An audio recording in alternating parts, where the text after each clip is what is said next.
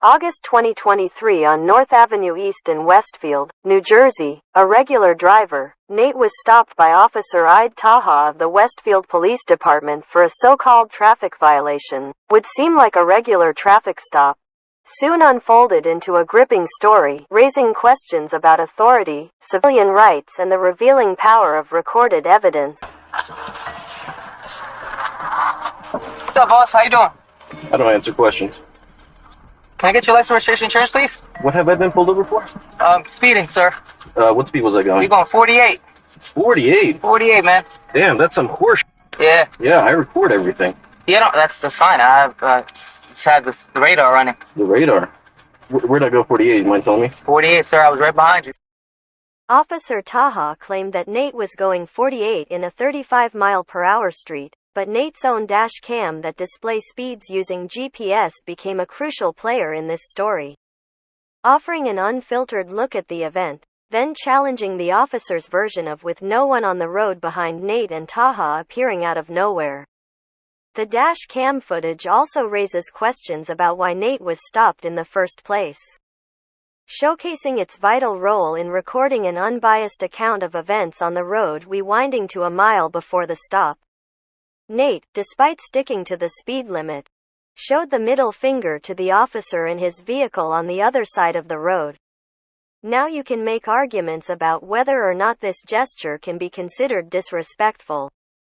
But there is no legal grounds on stopping or arresting someone for a disrespectful gesture. In fact, the First Amendment protects a person's right to use offensive gestures and regards them as protected speech. But unfortunately, this non-illegal gesture becomes a key piece in understanding the later confrontation allegedly over speeding. A careful look at Taha's dash cam shows an unclear speed reading, creating a hazy boundary between the real evidence and the reason given for the stop. Coming back to the scene of the traffic stop, initially everything seems standard. Officer Taha asked Nate for his license and registration, but this is where the driver does something very interesting. To further tick off the officer. 48? Yeah, I was going 30, huh? 48, sir. Can I get your license, registration, insurance, please? I'll put it right here on the window for you. What happened? I'll put it right here on the window for you. Sir, I didn't hear you. What'd you say? I'll put it right here on the window for you. Okay. Alright, we could do this. Nate has placed his documents against the window, presenting them to the officer as the law requires. Are you gonna open this, boss? What do you mean? Can you give it to me? I can. I'm only required to present it to you, and I have presented it. Okay. Alright. So, you're just gonna do this, or are you gonna just give it to me? The law says I just have to present it to you. I have. Okay, yeah, but I've presented it. Can you open? I can. So this is what we're gonna do. We're just gonna play games. For my safety, yes. Your safety? For my safety. So you don't want to hand me your license? I have presented it to you. Legally, that's all I'm required to do. Okay. All right. Okay. It's right there for you. All right. What's going on, boss? I don't answer questions. He doesn't answer questions. Why do you seem so upset, boss? I don't answer questions. All right. The conversation that follows between Nate and Taha is subtle but loaded. Taha and his partner's seemingly innocuous questions, "Why are you so upset?" and "We're just going to play games."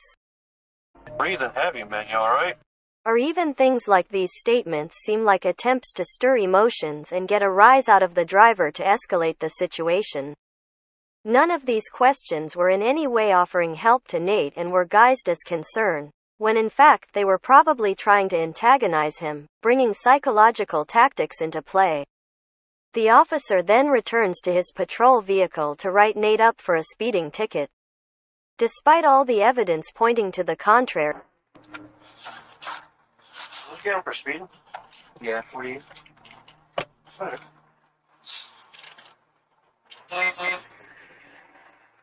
What? So, what was his name? Nathan.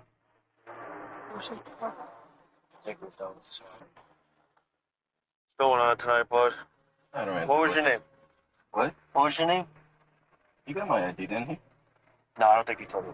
What was his name? Nathan. I think we've dealt with this guy. Well, he didn't take it. He wrote down all my information, right? Trying to read his handwriting. Nathan? That'd be correct. Nathan? Alright. What's your phone number, boss? I gave out all the information I need to give. I'm not giving out my phone number. Alright. Any reason why you're so upset, man? I'm not upset. Alright. Perhaps when you pull someone over, you probably should do it for a good reason, not really something that you're lying about. You think he was lying? Oh, I record everything. Okay. The speed was recorded. I'll gladly fight this in court. Alright, boss, alright. It'd be interesting to see if he shows Look, up. he doesn't have to give his phone number or email address.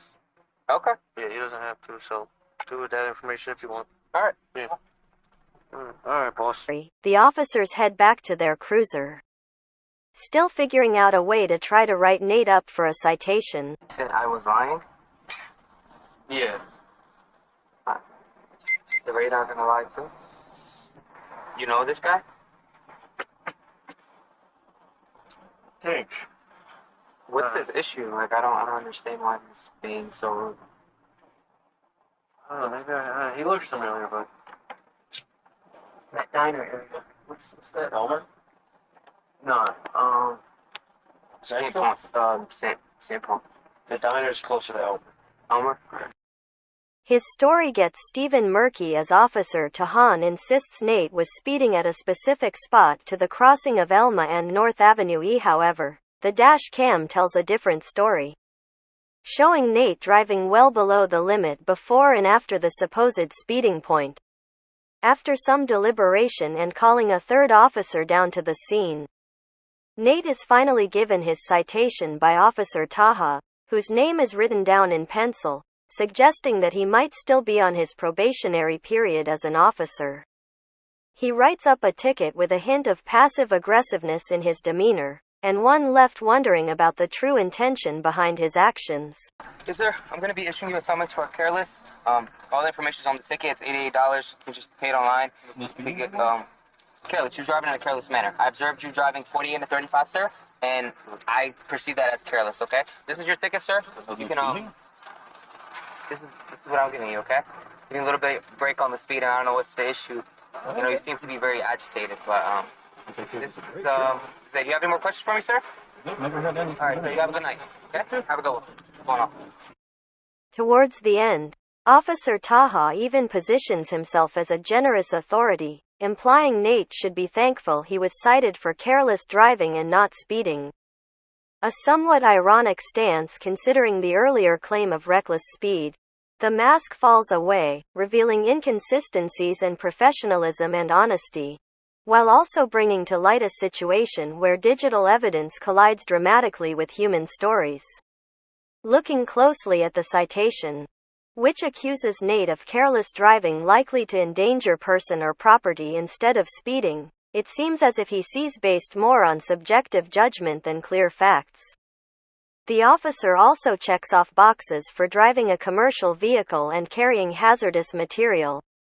Despite him driving a 2006 Honda, Nathan's dash cam to Haas dash cam and the radar log all showed that there was no speeding or careless driving and that it was not a commercial vehicle.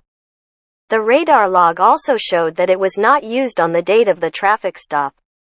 It seemed as if Taha had a prior dispute with Nate and this traffic stop was but an attempt to take revenge. However, given the inconsistencies between the evidence and the officer's claims, the citation was dismissed by a judge and the Westfield PD police chief, Christopher Bataloro, issued a statement claiming to investigate Taha's actions a week after the incident went viral all over the internet. But regardless, it won't change the fact that this citation would now become a permanent stain on Nate's personal record, all because he showed the officer the finger.